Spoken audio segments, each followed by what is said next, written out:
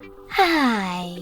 In front of me is BLACKVIEW Tab 12, and today I would like to show you how you can change default apps on this device. Firstly, open Devices Settings and scroll down to access Apps and Notifications. Then select Default Apps under Screen Time and click on one of those sections. I want to change my browser app, so I have to click on it and tap on my downloaded one, in this case Opera.